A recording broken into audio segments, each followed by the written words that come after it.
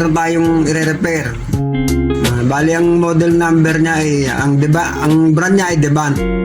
Model number 40DL540. Okay? Ang issue po nito ay bali standby. Standby red lang yan. Hindi po siya nagpa-power on. Ngayon, troubleshoot ko na to eh. Ngayon, i-share ko lang sana kung paano siya ginawa. Para sa mga newbies, sa mga mga technician na matagal na, siguro alam na nila ito. Ito, tignan nyo, bubuksan muna natin para makita natin kung ano.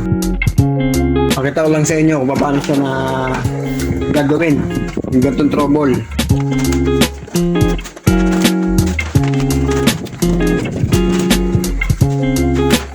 Yan. Bali, ayan, inano ko na yan. Yan. Nag-modify na tayo dyan. Nagawa tayo na conversion.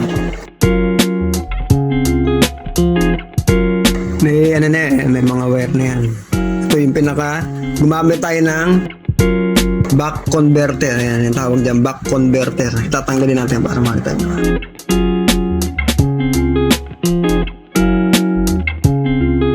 Dinikit na natin yung kasi dyan. Ayan, back converter ang tawag dyan. Ayan. May mga gumagamit na rin yan eh. Yan ang sinasabing bawal na technique. Pag nag-troubleshoot tayo, bali may may nakita sa nag-visual check tayo, may nakita tayo dyang pyesa, parts, ito. Itong pyesa na to, 5 pin yan.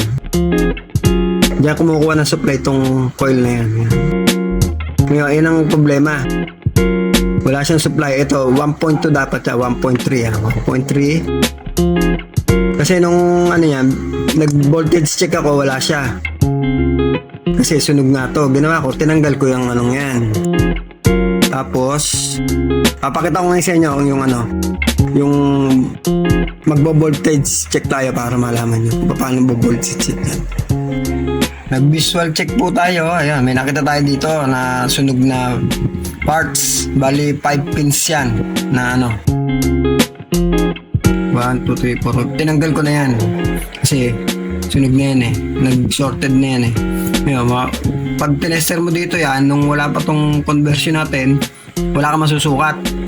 Kailangan kasi yan sa sa board na to. Kailangan may 1.3 ka. Kung wala yan, hindi magpa-power yan. Ngayon, try natin mag-voltage check para makita nyo kung paano siya i-check. Kuha tayong tester. Yan, set natin sa yan. Yung auto lang natin, auto. Para yan. AC/DC na yan. Ngayon, yung negative na probe, lagay natin dito sa sa body. Ground. Yan. Ngayon, sasaksak lang natin yung pa-plug in natin itong TV para masukat natin yung mga dapat natin sukatin. Ayan.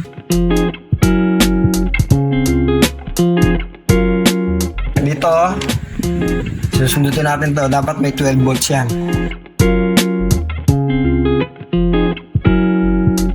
Yan, 12 volts. Ngayon, pupunta yan dito. Mag-out yan dito ng 5 volts dito. Kailangan meron ka ditong 5 volts. Yun, kita nyo? 5 volts.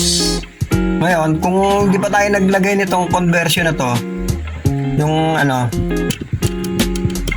back converter ang tawag dyan, wala tayong masusukat dito. Pero ngayon, naglagay tayo, makikita na natin yan. 1.3.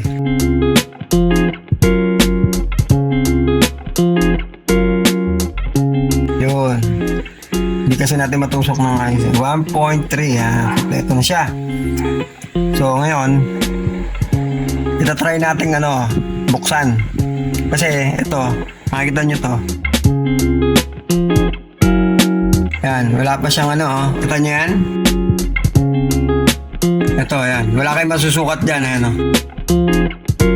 Pag binuksan natin yan, magkakaroon yan mamaya ng 1.8 volts. Ibig sabihin okay itong anong to. Kasi kung may masusukat ka kagad dyan na 1.8 dito, ibig sabihin hindi magpa-power yan. Dapat wala yan. Ngayon yan, ipa-power natin ha. Ito pa pala may nakalimutan tayo. Ito 3.3. Ito. Yan, 3.2 0.6 3.26 yan, okay na yan. 3.3 gano'n. Okay, so ipapower lang natin para makakita natin ha. Abangan natin to, abangan nyo to. Yan, magkakaroon nyo ng 1.8 papower natin. Yan, tignan nyo ang tester natin ha. Yun, umilo na rin yung backlight nya, di ba? Bali 1.79. Yan, nagkaroon siya. Sabihin, buhay na yung ano natin. Ito yung backlight nya, di ba? Yun, ganyan po ang ano nyan. Tapos ito yung ano natin, converter, makita nyo yan ha. Bali ganyan yan. Magkano kayo dito ng input nya, lalagay nyo dito sa 5 volts. 5 volts ang input. Tapos itong in natin na negative, ground, ito ground kasi ito, ayan, diyan kayo kumuha ground. Tapos may output na siya na dito may lalagay output niya, positive. Dito may lalagay yan sa 1.3.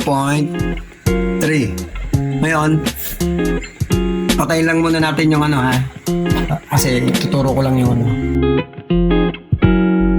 Bali ito yan, may adjuster yan dito. Ito makikita nyo. Ito, yan. Adjuster yan.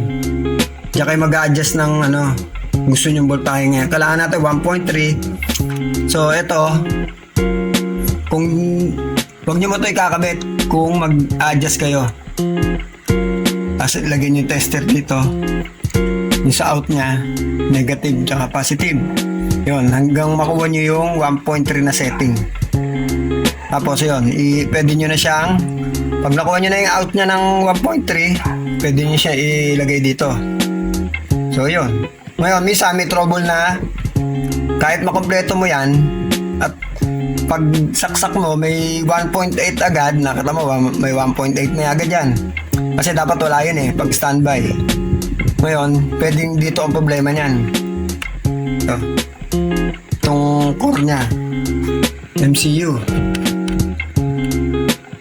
Ngayon, may nagawa na rin akong ganyan Ang ginawa ko, hinot air ko.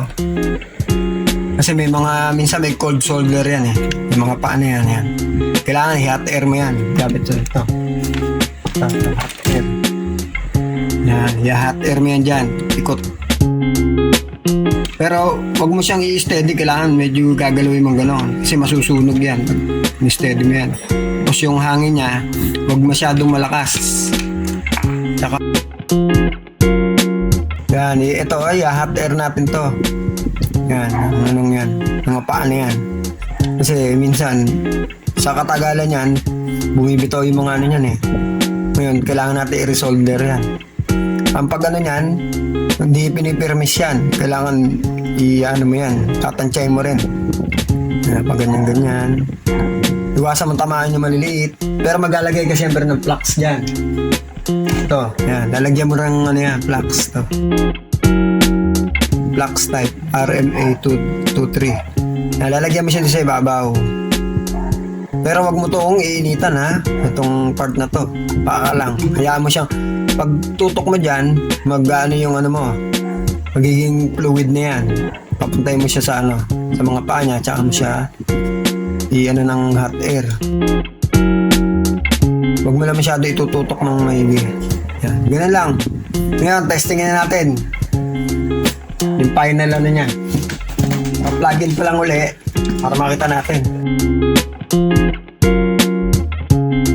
Ito natin, para makita natin na meron na siya. Yan, dito, magbiblink na yan. Yan, ito nga, nag-blink.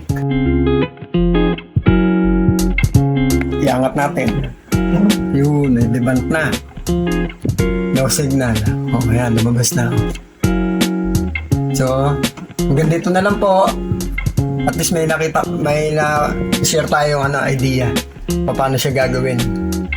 Basta marunong lang ako kayong alamin niyo lang yung kung saan yung mga voltahe na kailangan i-check. Sa susunod pong vlog, maraming salamat.